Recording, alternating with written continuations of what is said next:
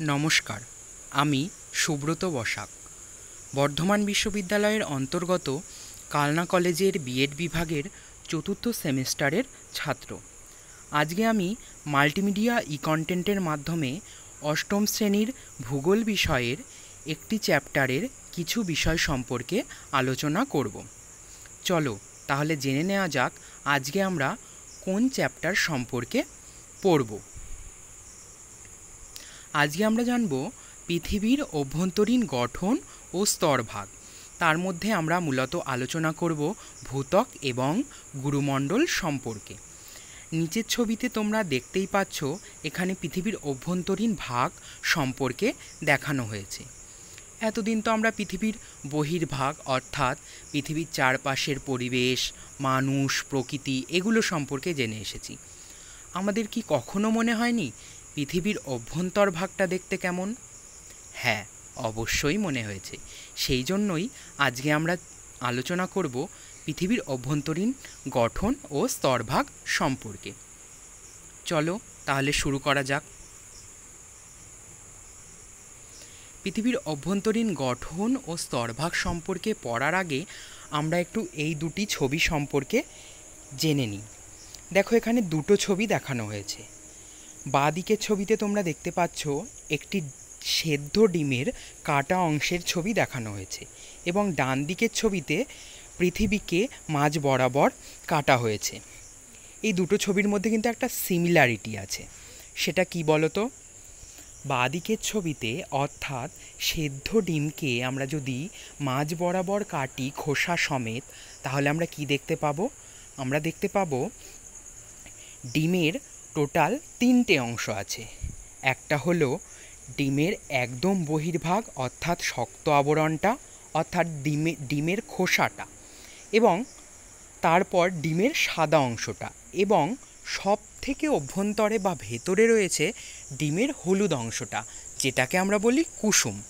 ঠিক একইভাবে পৃথিবীকেও যদি আমরা মাঝ বরাবর কাটি, তাহলে আমরা দেখতে পাবো পৃথিবীর অভ্যন্তর ভাগেও কিন্তু অনেকগুলি স্তর রয়েছে, ঠিক এরকম ডিমের মতো।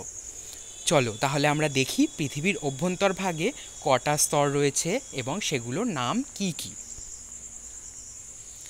তাহলে আজকে আমাদের আলোচ্য বিষয় হলো পৃথিবীর অভ্যন্তরীণ গঠন ও স্তরভাগ, তার মধ্যে ভূত্বক এবং গুরুমণ্ডল।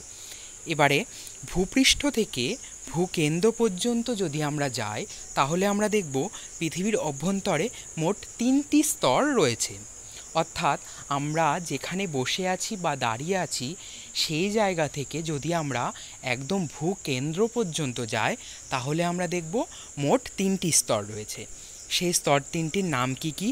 প্রথমটা হচ্ছে ভূত্বক, দ্বিতীয়টা গুরুমণ্ডল, এবং সবথেকে অভ্যন্তরে বা কেন্দ্রে রয়েছে কেন্দ্রমণ্ডল। এবার আমরা এই 3টে স্তরের ইংরেজি নাম সম্পর্কে একটু জেনে নিই। ভূত্বককে আমরা বলবো ক্রাস্ট, গুরুমণ্ডলকে বলবো ম্যান্টেল, এবং কেন্দ্রমণ্ডলকে বলবো কোর। এবারে দেখো, এখানে পৃথিবীর অন্দরমহল সম্পর্কিত একটি ছবি দেখানো হয়েছে। অন্দরমহল মানে কি? অন্দরমহল মানে পৃথিবীর অভ্যন্তর ভাগ। ছবিটা ভালো করে লক্ষ্য করো। দেখো, আমরা একটু আগেই যেটা জানলাম, অর্থাৎ পৃথিবীর অভ্যন্তর ভাগকে আমরা যে 3 ভাগে ভাগ করলাম, সেই ভাগ 3টে কিন্তু এখানে দেখানো হয়েছে।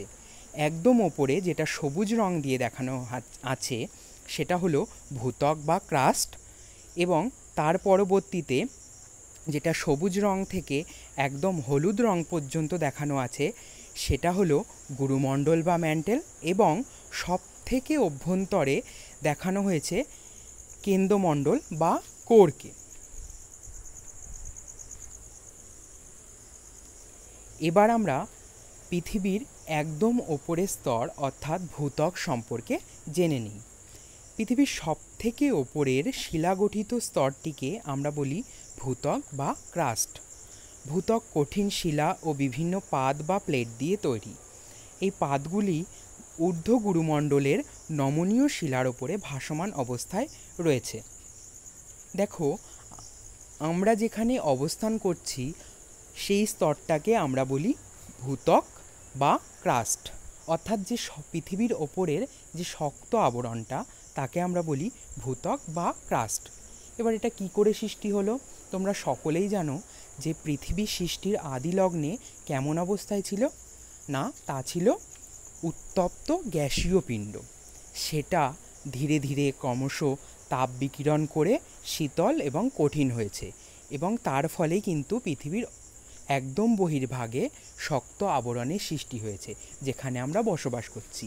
সেই স্তরটাকে আমরা বলি ভূত্বক বা ক্রাস্ট। ভূত্বক কঠিন শিলা ও বিভিন্ন পাত বা প্লেট দিয়ে তৈরি। এই পাতগুলি ঊর্ধ্ব গুরুমণ্ডলের নমনীয় শিলার উপরে ভাসমান অবস্থায় রয়েছে। এই পাতগুলো কি তাহলে? ভূত্বক হচ্ছে কতকগুলি পাত বা প্লেটের সমষ্টি। যেমন আমরা যদি এক বালতি জলে কয়েক টুকরো শোলা বা থার্মোকলকে ছেড়ে দিই, তাহলে কি হবে বলো তো? সেগুলো জলের ওপর ভাসবে। ঠিক একইভাবে গুরুমণ্ডলের ওপরে অ্যাস্থেনোস্ফিয়ার স্তরের ওপর পাত বা প্লেটগুলো ভাসছে, যেটা দিয়েই কিন্তু আমাদের এই ভূত্বকটা তৈরি। এবার দেখো, উপাদানের ভিত্তিতে ভূত্বককে আমরা দুই ভাগে ভাগ করেছি। একটা হচ্ছে শিয়াল এবং 2 নম্বর হচ্ছে সীমা। এবার দেখো, যে কোনো কিছুই যদি আমরা শ্রেণীবিভাগ করতে যাই, তার কিন্তু একটা বেস বা ভিত্তি থাকে, অর্থাৎ যার উপর নির্ভর করে আমরা শ্রেণীবিভাগটা করি। ঠিক একইভাবে এখানে আমরা উপাদানের ভিত্তিতে ভূত্বককে ভাগ করেছি। উপাদানের ভিত্তিতে মানে কি? উপাদানের ভিত্তিতে মানে হলো সেই স্তরগুলো কি কি দ্বারা গঠিত, সেই হিসাবে আমরা ভূত্বককে দুই ভাগে ভাগ করেছি। প্রথমটা শিয়াল, দ্বিতীয়টা সীমা। এবার চলো আমরা প্রথম স্তর অর্থাৎ শিয়াল সম্পর্কে জেনে নিই।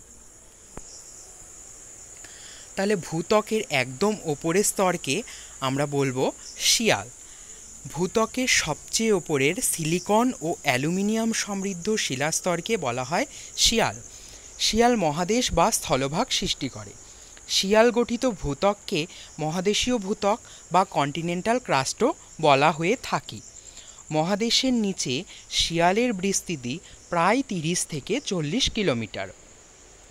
মূলত গ্রানাইট জাতীয় আগ্নেয়শিলা, নিস ও সিস্ট জাতীয় রূপান্তরিত শিলা এবং বিভিন্ন পাললিক শিলা যেমন বেলে পাথর, শেল ইত্যাদি মহাদেশীয় ভূত্বক অর্থাৎ শিয়ালের প্রধান উপাদান। তাহলে ভূত্বকের একদম ওপরের স্তরকে আমরা বলবো শিয়াল, যেটা মূলত কী দিয়ে তৈরি? গ্রানাইট জাতীয় আগ্নেয়শিলা, নিস, সিস্ট জাতীয় রূপান্তরিত শিলা এবং বিভিন্ন পাললিক শিলা যেমন বেলে পাথর ও শেল। এবার দেখো, এই স্তরটাকে আমরা শিয়াল কেন বলবো?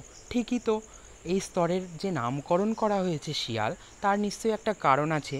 দেখো, নিচে দেখানো হয়েছে silicon plus aluminium equal to শিয়াল, অর্থাৎ সিলিকনের সাংকেতিক রূপ হলো SI এবং অ্যালুমিনিয়ামের সাংকেতিক রূপ হলো AL। এই দুটো মিলে হয়েছে শিয়াল, অর্থাৎ সিলিকন এবং অ্যালুমিনিয়ামের দুটো সাংকেতিক রূপ যোগ করে এই স্তরের নাম দেওয়া হয়েছে শিয়াল। এবার চলো আমরা পরবর্তী স্তর সম্পর্কে জানব পরবর্তী স্লাইডে। এতক্ষণ আমরা পড়লাম শিয়াল সম্পর্কে, এবার আমরা জানব সীমা সম্পর্কে। ভূত্বকের সর্বনিম্ন অংশের সিলিকন ও ম্যাগনেসিয়াম সমৃদ্ধ শিলাস্তরকে বলা হয় সীমা। সমুদ্রের নিচে 5 কিলোমিটার থেকে 7 কিলোমিটার পর্যন্ত সীমার বিস্তার।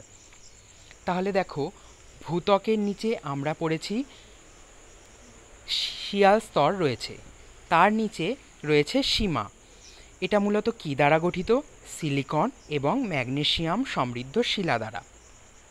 সমুদ্রের নিচে 5 থেকে 7 কিলোমিটার পর্যন্ত কিন্তু সীমার বিস্তৃতি বা বিস্তার।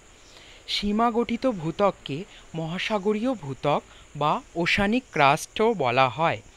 মহাসাগরীয় ভূত্বক সমুদ্রের তলদেশে তৈরি হয়েছে। ব্যাসল্ট জাতীয় ক্ষারীয় আগ্নেয়শিলা মহাসাগরীয় ভূত্বক বা সীমার প্রধান উপাদান। একটু আগে আমরা শিয়াল নামকরণ কেন হয়েছে সেটা জেনেছি। এবার আমরা জানব সীমা স্তরের নামকরণ কেন হয়েছে। দেখো নিচে একটা ইকুয়েশন দেখানো হয়েছে, সেখানে দেখানো হয়েছে silicon plus magnesium equal to সীমা, অর্থাৎ সিলিকনের সাংকেতিক রূপ হলো SI এবং ম্যাগনেসিয়ামের সাংকেতিক রূপ হলো MA। দুটো মিলে এই স্তরের নামকরণ করা হয়েছে সীমা স্তর। এবার আমরা পরবর্তী স্তর সম্পর্কে আলোচনা করব। দেখো আমরা এতক্ষণ ভূত্বক এবং তার দুটো উপস্তর সম্পর্কে জেনে নিলাম। এবার আমরা আলোচনা করব ভূত্বকের পরবর্তী স্তর অর্থাৎ গুরুমণ্ডল বা ম্যান্টেল সম্পর্কে। এই স্তরটা জানার আগে তোমরা ছবিটা ভালো করে লক্ষ্য করো। সেখানে দেখো গুরুমণ্ডল স্তরটিকে দেখানো হয়েছে মিডিলে, তার ওপরে ভূত্বক আমরা জেনেছি।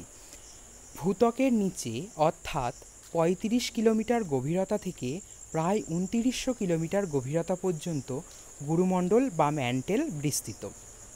তাহলে কি ভূত্বক যে আমরা বললাম তারও নিচে ৩৫ কিলোমিটার গভীরতা থেকে প্রায় ২৯০০ কিলোমিটার গভীরতা পর্যন্ত যে স্তরটা রয়েছে তাকে আমরা বলবো গুরুমণ্ডল বা ম্যান্টেল। এই স্তরের কিন্তু আরও একটা নাম রয়েছে, যেটা হলো ব্যারিস্ফিয়ার। এটা মূলত কী দ্বারা গঠিত?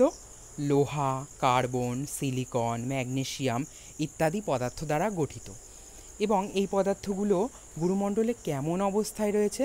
আমরা জানি পদার্থের তিনটে অবস্থা, কঠিন, তরল, গ্যাসীয়। কিন্তু এই পদার্থগুলো গুরুমণ্ডলে কেমন অবস্থায় রয়েছে?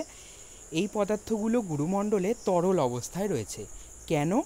কারণ ভূ অভ্যন্তরের প্রচণ্ড চাপ ও তাপের ফলে। আমরা যদি পৃথিবীর একদম বহির্ভাগ থেকে ক্রমশ ভেতরের দিকে যেতে থাকি তাহলে আমরা দেখব তাপ, চাপ, ঘনত্ব সমস্ত কিছুই কিন্তু আমরা যত ভেতরের দিকে যাব তার সাথে সাথে বাড়তে থাকবে। সেই কারণেই গুরুমণ্ডলে এই লোহা, কার্বন, সিলিকন, ম্যাগনেসিয়াম পদার্থগুলি প্রচণ্ড চাপ এবং তাপের ফলে তরল অবস্থায় রয়েছে।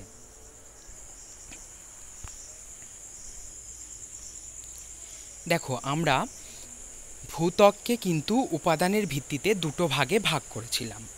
এবার আমরা গুরুমণ্ডলকেও কিন্তু দুটো স্তরে ভাগ করেছি। দেখো প্রথমটা হচ্ছে বহিঃগুরুমণ্ডল বা ক্রফেসীমা, দ্বিতীয়টা হচ্ছে অন্তঃগুরুমণ্ডল বা নিফেসীমা। এবার আমরা বহিঃগুরুমণ্ডল সম্পর্কে জেনে নিই। গুরুমণ্ডলের ওপরের প্রথম ৬৬০ কিলোমিটার পর্যন্ত অঞ্চলকে আমরা বলবো বহিঃগুরুমণ্ডল বা ঊর্ধ্বগুরুমণ্ডল বা আপার ম্যান্টেল। এবং বহিঃগুরুমণ্ডলের নিচে অর্থাৎ ৬৬০ কিলোমিটার থেকে ২৯০০ কিলোমিটার পর্যন্ত অন্তঃগুরুমণ্ডল বা নিম্নগুরুমণ্ডল বা লোয়ার ম্যান্টেল অবস্থিত। তাহলে গুরুমণ্ডলকে আমরা দুটো উপস্তরে ভাগ করলাম। প্রথমটা হচ্ছে বহিঃগুরুমণ্ডল বা ক্রফেসীমা এবং দ্বিতীয়টা হচ্ছে অন্তঃগুরুমণ্ডল বা নিফেসীমা। বহিঃগুরুমণ্ডলকে আমরা ক্রফেসীমা কেন বলছি? কারণ সেটা কি কি উপাদান দ্বারা গঠিত তার ভিত্তিতে আমরা বহিঃগুরুমণ্ডলকে ক্রফেসীমা বলছি। ক্রফেসীমা অর্থাৎ ক্রোমিয়াম, ফেরাস বা লোহা, সিলিকন আর ম্যাগনেসিয়াম এই চারটে উপাদান দ্বারা গঠিত বলে বহিঃগুরুমণ্ডলকে আমরা বলি ক্রফেসীমা। এবং অন্তঃগুরুমণ্ডল একে আমরা নিফেসীমা কেন বলছি? কারণ এটি নিকেল, ফেরাস বা লোহা, সিলিকন এবং ম্যাগনেসিয়াম দ্বারা গঠিত বলে অন্তঃগুরুমণ্ডলকে আমরা নিফেসীমা বলছি। তাহলে আজকে আমরা জানলাম পৃথিবীর অভ্যন্তর ভাগের প্রথম দুটো স্তর সম্পর্কে, একটা হচ্ছে ভূত্বক এবং একটা গুরুমণ্ডল। ভূত্বককে আমরা দুটো উপস্তরে ভাগ করেছি এবং গুরুমণ্ডলকেও আমরা দুটো উপস্তরে ভাগ করেছি। আজকে তাহলে এই পর্যন্তই থাক। পরবর্তী ক্লাসে আমরা কেন্দ্রমণ্ডল বা কোর সম্পর্কে আলোচনা করব। কারো যদি কোনো সমস্যা হয়ে থাকে তাহলে আমাকে কমেন্ট সেকশানে কমেন্ট করে জানাবে, আমি তার যথাযথ উত্তর দেবার চেষ্টা করব। ভিডিওটি দেখার জন্য সকলকে অসংখ্য ধন্যবাদ।